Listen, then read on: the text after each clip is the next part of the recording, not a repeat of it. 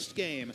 So excited to see, okay, Ezreal banned in the previous game. The only of the 3 carries that were banned that's left up this time. And it's just going to be a first pick. Look at how confident the Samsung coach looked when that happened. He's like, yeah, okay. Oh, no, that was actually the KZ coach. He was like, yeah, all right, we knew it. It's going to come out. But then again, we have Gangplank left up as well. Another one of these big kleptomancy abusers. Not going to pick it just yet. Going to go for Sivir first. I mean, you say that without the incredulous tone that I do. We do not see a lot of Sivir in Korea, so I'm excited to see what they're crafting around the Sivir utility, specifically the ultimate.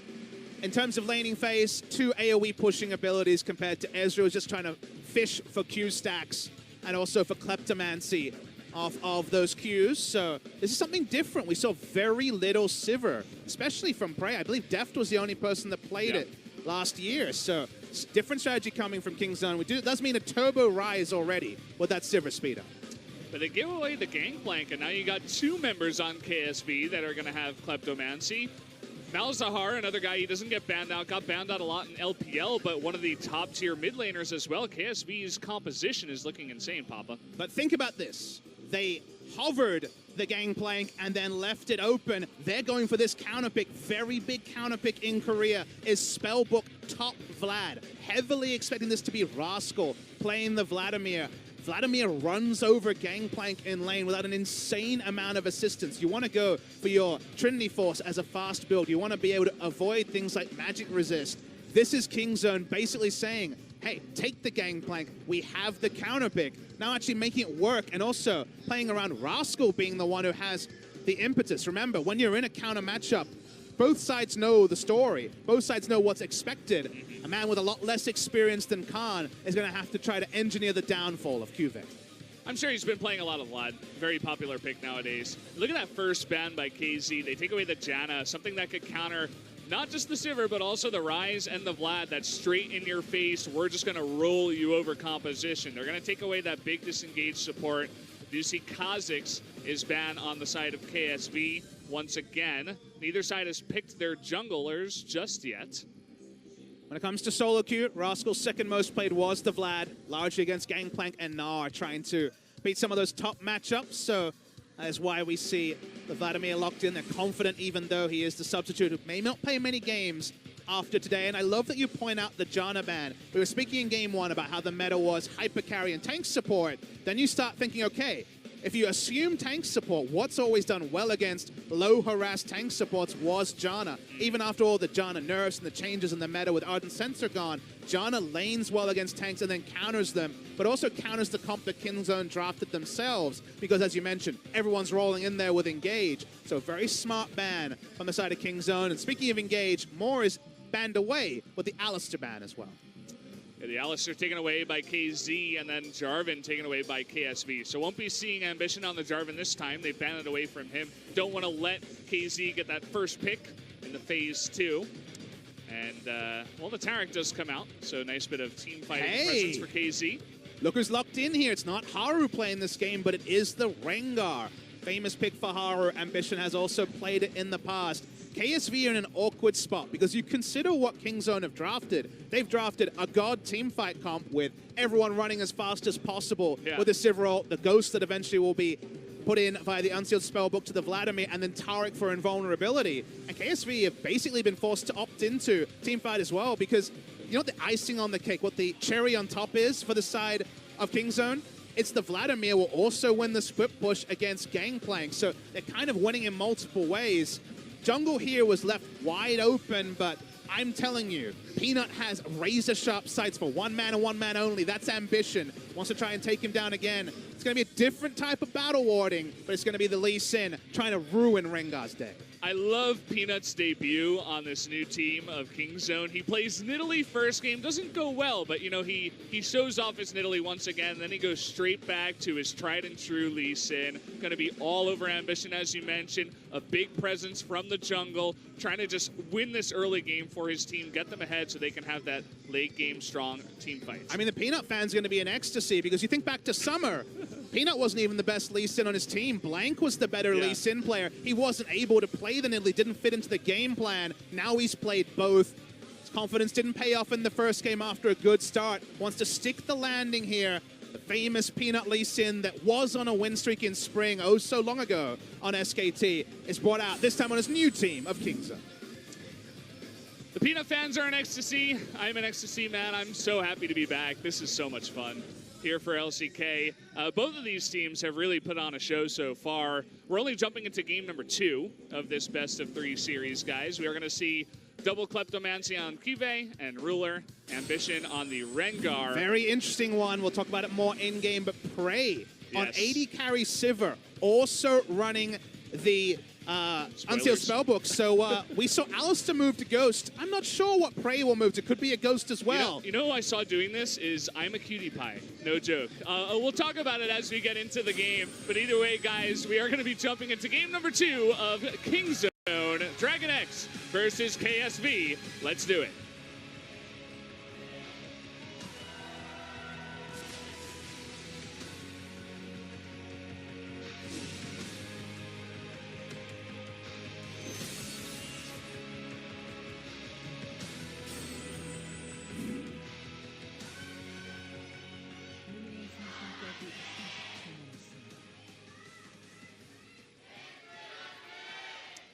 Here we go, guys. Match number 1, game number 2 of our first best-of-3 series between KZ and KSV.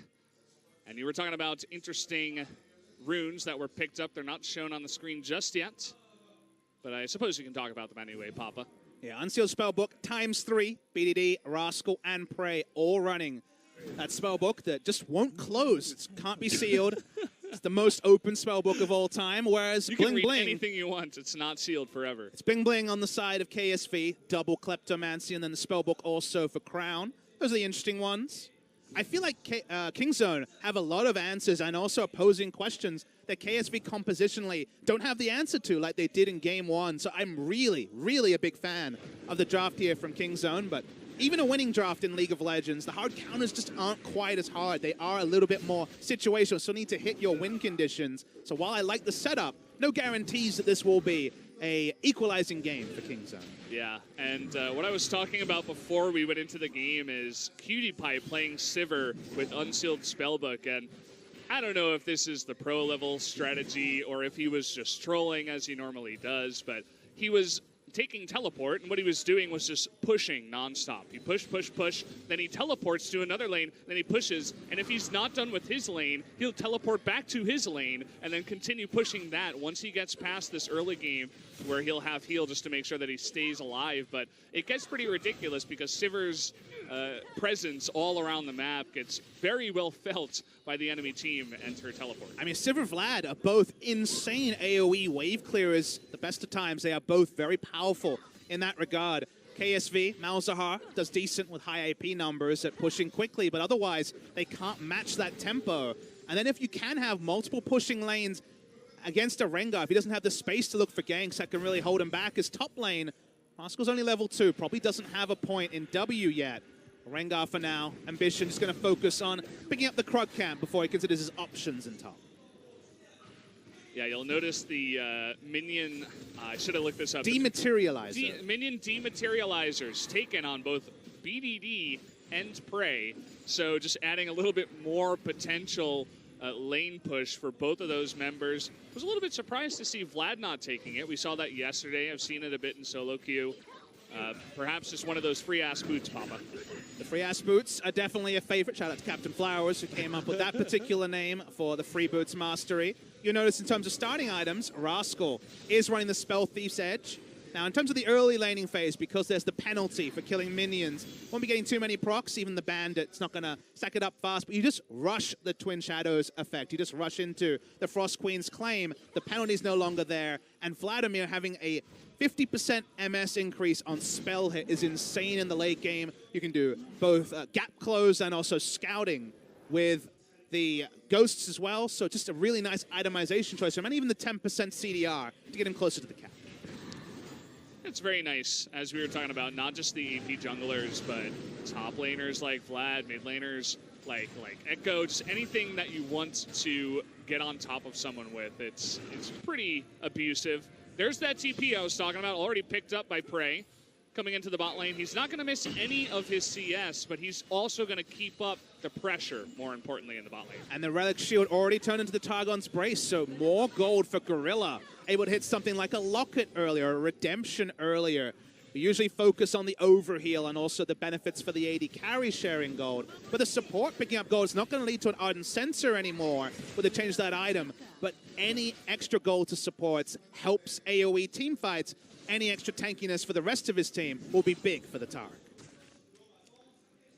It's a bit of a trolley strat. You really get annoyed by the Sivir never leaving your lane. It makes you feel like you can't leave your lane or else you're going to lose so much CS. Also, your Qs are blocked by the spell shield. Hold that thought. Q is getting teleported on here by BDD. Q already landed by the Lee Sin. First blood given over to Rascal, who flashes in for that one. And they get a 3-on-1 kill. First blood already for the side of KingZone. And we follow the logic. We said Vlad will run over Gangplank. We say that Sivir has such a big pushing advantage over Ezreal that she's going to get extra chops in and teleport back to lane. There's so much pressure on the map for KSV, and Ambition's sitting there saying, guys, I'm not level 6. I can't come from the counter game. I don't have ultimate to make plays, and his jungle camp's going to be taken away. And if the Rengar is predictable, if they know which side of the map he's on, the threat of the thrill of the hunt isn't there. There's so much going on here for KingZone, and it feels like they have counters everywhere. So cheeky, the ward placed to allow the TP to come in, and that insta lockdown from the Rise. Even the removed Scurvy cannot save him in that situation. We're getting a look down in bot lane. Where's Ezreal? Can't keep up with the pressure. CoreJJ having to hold it by himself already. A bit of a CS lead here for Prey. Even Gorilla moving into the mid lane, didn't have to stay with the Sivir, helped Rise pick up some extra CS by freezing that while he was going for that gank. I'm just grinning ear to ear thinking about this particular game. There's so much mad scientist stuff. This is the quintessential season starts our first game. Let's throw some darts at the board and see what sticks. But in this particular game, compared to the previous one, it does feel like mad genius. It does feel like they've got some really big advantages here. And if they can keep the vision, keep making Rengar walk through warded camps, there's a lot of safety, even though they're pushing everywhere, Valdez. Yeah, that's one thing that you mentioned that I wanted to touch on. We were talking about Peanut's ganking potential, but also he has a ward everywhere that Ambition goes. They know exactly where he is throughout the entirety of his level 1 through level 5, now level 6 so far. And looks like Ambition is going to take this moment as he hits level 6 to clear out the Scuttle Crab in the bottom river. We'll see if he wants to try for any gank, perhaps in mid lane. He's got Crown, who has that nice lockdown as Malzahar. Can we talk about how Gorilla's first item was a tier? Yeah, you can talk about it. I don't understand it. What does it mean? It is an intriguing one. To me, it's about passive uptime, also an ability to spam out the heals, basically off cooldown. Tarek, if you're auto-attacking, does run out of mana because he can use his heal basically after every passive proc. So you can be mana intensive, but it just tells you that Tarek wants to be auto-attacking and pushing, using spells, keeping his passive up. It's just all about threading the needle and just allowing him to use his E off cooldown as well to help push, of all things. Yeah. Tarek, the pushing support. The never-ending push. CoreJJ uses the shield just to allow Ezreal to back. Yeah, he needs at least to. They can get him out of this lane.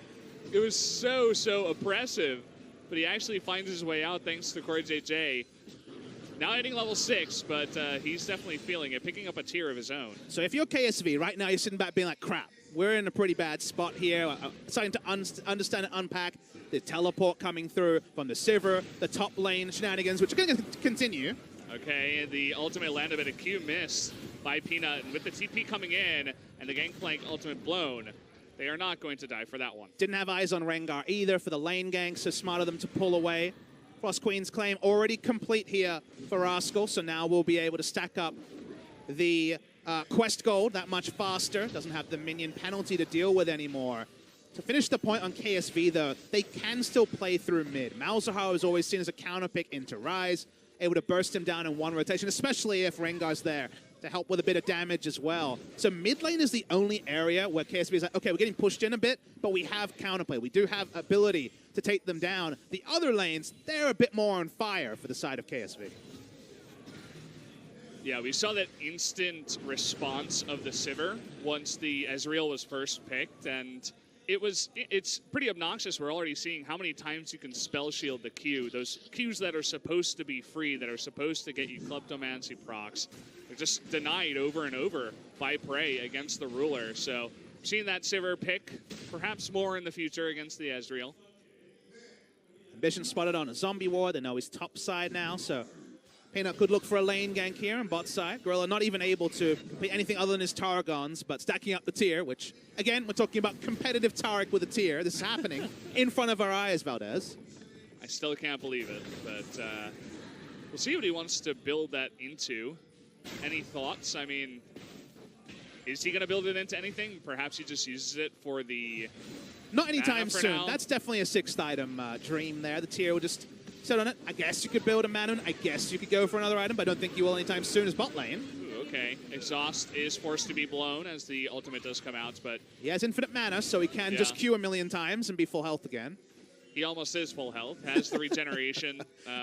He's sitting in the resolve tree as well, so no doubt has all those nice resolve runes to keep him up and healthy. And again, if a minion wave is there, Sivir's pushing it. Tarik's getting his passive resets also. Just being able to use Q again and again, so not worried about any sort of sustained HP problems in the bot side. Peanut's got a wealth of options, but actually looking to attack the mid lane for now.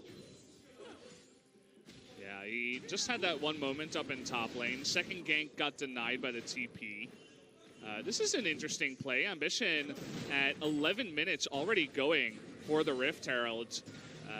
I think they must have spotted Lee Sin. A bunch of pings going on to him right now towards the bottom side of the map. So they're just saying, hey, maybe you can get this objective while he's being aggressive. And again, you take a step back and you're like, wait, that's Rengar with his ult up. He hasn't used it yet 11 minutes into the game, but can I introduce you to lanes you can't gank? We've got Vladimir with stopwatch on the top side. No one likes ganking a Vlad lane. You got Ryze with stopwatch and ultimate. Can't gank that lane either. And bot side has a Taric in it and a Sivir with all their summoner spells up. Can't gank there either.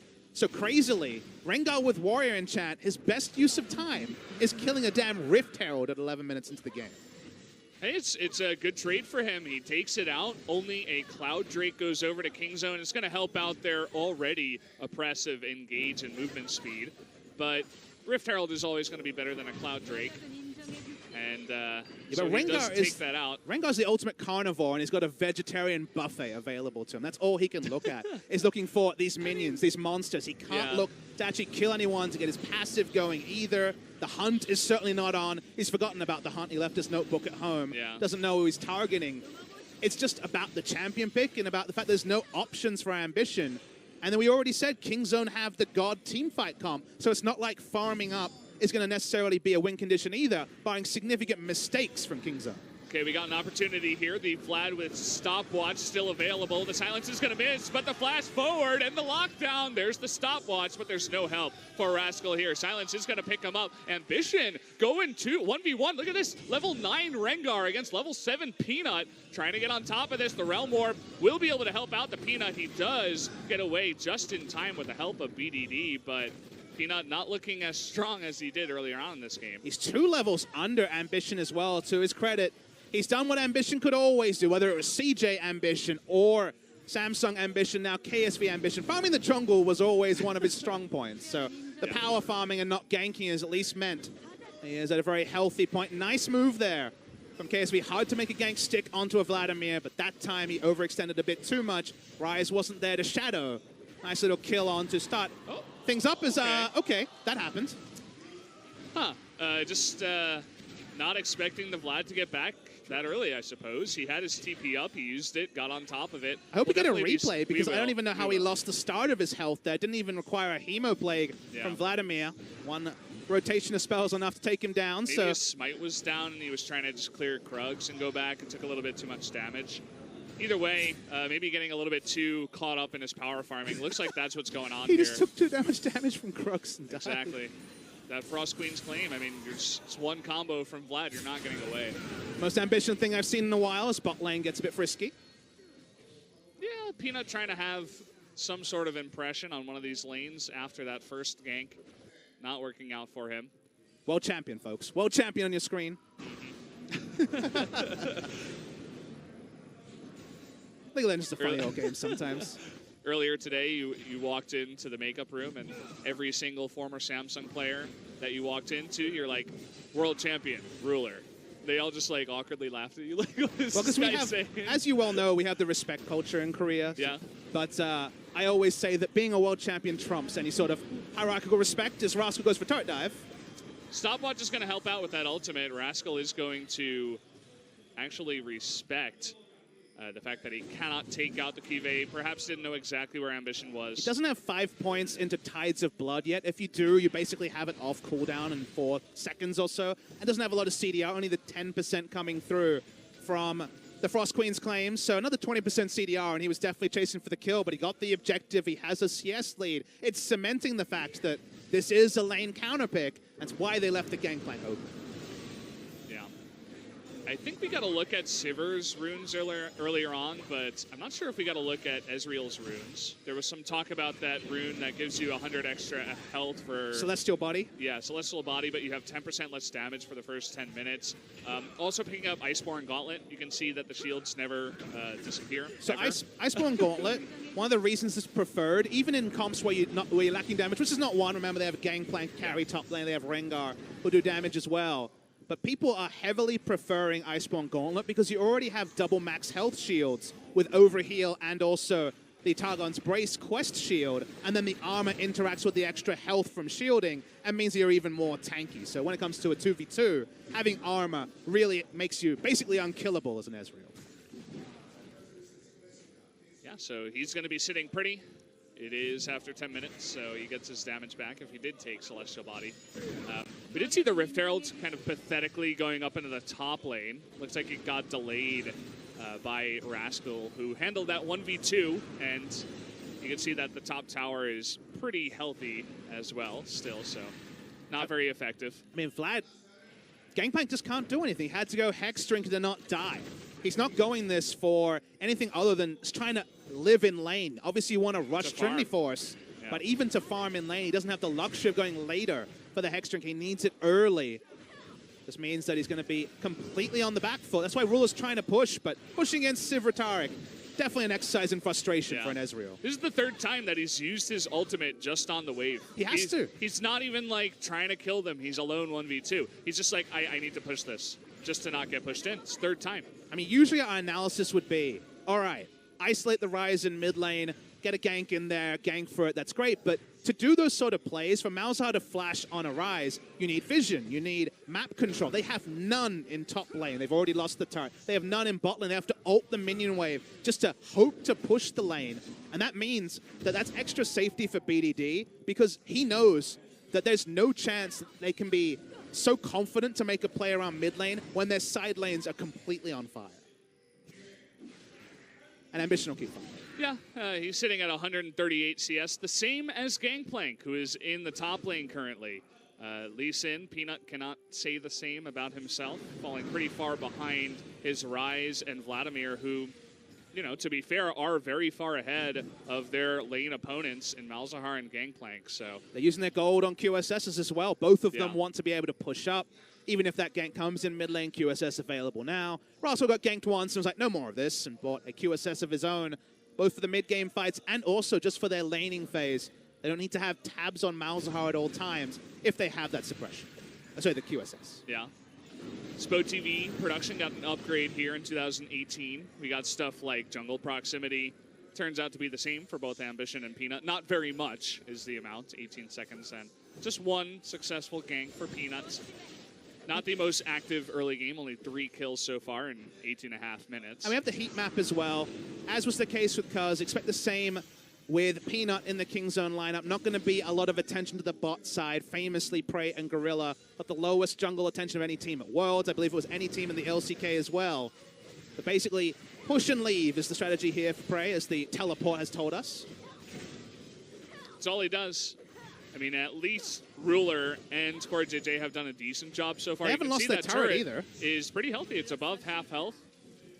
And so that tier early for Ezreal, helping out with some mana, able to consistently use that ultimate over and over to push the lane back. And in some games, that'd be enough, right? You'd be like, okay, credit to them. They haven't lost the bot turret. That was the strategy with the teleport Sivir. All right, good thing for KSV is I'll hold the point. Okay, they are going to go for this Gangplank ultimate coming down, but there's the Cosmic Radiance just in time. Will save Gorilla's life. He is going to get away. Exhaust used onto Prey, but a missed Q is not going to happen. Another 2v2 in the mid lane. There's that Malzahar ultimate, and down goes Peanut. A dive in the bottom lane. Ruler able to pick up a kill down there onto Prey, and all of a sudden this game is open wide by KSV. Yeah, Kingzone don't have a teleport on their top lane. They switch to Ghost to pressure. That means no ability. Could have been a 5-foot. Didn't even need to be. Okay, BDD has a stopwatch, will get out very comfortably here, but winning on two fronts because Rascal can't react to anything. 4v4, they actually do way better than expected. No time to coordinate the Cosmic Radiance there from the turret. Two separate skirmishes. Didn't feel like it was going to be a skirmish game after the QSSs, after the loss of map control by KSV, but they get the map control back emphatically, and while it's only 2 kills, it's wind in the sails for KSV. It is massive. You know, they take so much pressure off the bot lane. A kill going over to Crown in the mid lane. Props, by the way, to our observer who caught all of this. So we are going to see the engage onto Gorilla. It's a very late Cosmic Radiance. Gorilla didn't actually believe that all-in would happen here. And when you Cosmic Radiance at low health, obviously much less value. BDD saw Ambition in this area, thought he was going to react to bot lane, but Ambition was staying with the mid lane. He was staying with the pressure of trying to make something happen and keeping it away from 4v4, away from 5v5, paid off in spades for KSV. Yeah. And caught also Prey unawares, not expecting the tower dive from Ezreal Braum. Well, here we go. Ambition getting caught this time around, but they're not going to go too deep as Gangplank making a visit down into the bottom lane. Some wards being thrown out, seeing if they can engage onto this. Notice that Prey has switched back into heal. This time around, he does not have the teleport, but he's still somehow able to get that bottom turret before Ruler and Core JJ can. So I suppose mission accomplished in the end of all things. That's what happens usually after you pick up the kills. You're later with your backs, you're checking out your gold values. They're not enforced backs, so it's usually the sort of timing you can abuse. Kingzone pick up the bot lane turret. They also take down the Drake, and making there being multiple long lanes in top and bot is just making Rascal so happy because it's more chase potential onto the Gangplank and more 1v1 if they can set up that lane matchup. 2 items complete now on the Gangplank. They're able to finish them all, Malmortius, and also the core of the Trinity Force, but something like the Youmu's, which is usually the second item into, say, Asterix Gauge third, which is the common build in Korean solo queue, is going to be necessarily delayed. He's happy that he's against double AP, double usage of the more Malmortius, but otherwise still behind for the Gangplank. He's going to be sitting pretty in the bot lane. He can eventually push in that bottom turret that is quite low. You can see Ruler and Core JJ making a big move towards this mid lane turret to get a bit more damage. Crown and Ambition, meanwhile, invading onto the red side of the jungle. But it does mean that because Ambition is topside jungle, KSV for the first time this game, 22 minutes in, are actually running the show. They're forcing Kingzone to react after being on the back foot for so long. One team fight win or 2 skirmish wins lead to this. They take an objective. No answering objective from Kingzone as BDD starts to enter the lane and bot side. KSV, finally, you can see on the heart monitor signs of life. They are suddenly cementing their spot, and they do have a gold lead to their name as well. Yeah. Gold lead not massive at this point, but you can't always look at just the gold values and what this means. You know, Crown getting very far ahead, Ambition getting some wind in his sails, able to, you know, get some stacks, if you will, for that Rengar. And the pushing advantage as well. The bottom turret is getting super low. Even Crown coming up here with the help of Core JJ and Ruler eventually. Even Ambition joining the fun. We got 4 on 2 so far. Will they go for a dive? Rascal getting slowed on down. There's that silence. Ambition sitting in the brush here. But they're just going to pick up that turret and back away. While the innovation advantage is there for Kingzone, you have to say the fundamentals for KSV can't be overlooked. Where are they playing around? They're playing around the top side turret, trying to take it down. Multiple control wards, 4 in the river area from KSV. Ambition shadowing it. That was the safe way to take an objective, and Kingzone didn't have any way to react because there was so much darkness on the map that previously was Gangplank under turret, Ezreal under turret. No control there, and the fact that it took so long for that turret to go down bot lane is the sort of thing that's leaving them smarting because they were second to react. They reacted with their Sivir, with teleport, later than the Ezreal, much later than they would have wanted to. So you can see the thought process from Kingzone and the planning, but the actual payoff has been lower than expected. Flash coming in, but he's in the brush. Will it matter? Looks like Rengar has enough bling, has his own stopwatch. Doesn't really help him out, though. Nice little pickup. I think that was another zombie ward that spotted him. You can see just how useful that rune is on a lot of these junglers. And finally, Peanut's vision in the jungle pays off for them in a kill. Yeah, no true stealth on the Rengar, so coming out invisible wasn't going to help him there. Questionable use of the stopwatch, not going to be triumphant like the previous game, as I hear a shout from Sivir, but just going to run away. Yeah, and even Cosmic Radiance is burned. Bit of panic, I suppose, on the side of Kingzone. They were not going to be jumped on and at least discourage the KSV bot lane from going any further. Ezreal with the red buff is kind of scary. And it's a flow-on effect of the previous ward putting down, because you look at the map and you say, okay, what did Kingzone know from their vision? Very little. Their red buff is covered, not much else. They just didn't know where the rest of KSV was, and they had to use extra ultimates to get out. Now they have to run away. They don't have the Cosmic Radiance. Oh, look at this. Ruler by himself, with the help of Cuvee, is going to force another Realm Orb to get them back. Prey down to half health. BDD nearby. And Rascal, he got such a good early lead, but he's kind of just running around like a chicken without a head. And now he's all alone. Here comes Cuvee. They're going to push him back. And this means just more pressure for KSV in this jungle. There's just nowhere for Rascal to go because they don't have control around the Sivir lane like they would have expected with this strategy. The moment that KSV got the vision, got the objectives in top side, Kingzone can't get back onto the map. They're reacting. Okay, here comes Rascal. He heard me talking about him. He wants to make a play. 4-man ultimate, but the follow-up knockup from the Braum. They're going to turn it around with the help of Crown. Gorilla getting low as well. Peanut is going to get hit by the ultimate of Ruler. This is a stomp by the side of KSV. This is not going to be close. Ambition, he wants that ace, and he is going to get it. A triple kill for Gangplank. Another ace for KSV, and this World Championship team is running away with this one. Exactly, Valdez. They are looking like the team that walked away with the Summoners Cup at the end of last year. Even though the team fight is set up, the team fights are never everyone pressing their buttons at the same time. There's no 4 Rs used in unison, no flying V by the side of Kingzone, cemented by their old triumvirate of Prey, Gorilla, and Peanut. Instead, everyone's kind of alone. Rascal here, ults, gets into the back line, but there's no Cosmic Radiance with it. There's no Sivir ultimate. It's used, but it's not necessarily followed up upon. They can't burst down the first member. And this game that was supposed to be run by the side of Kingzone has been a run away from them, as it's just closest target after closest target for KSV in the fight. Yeah.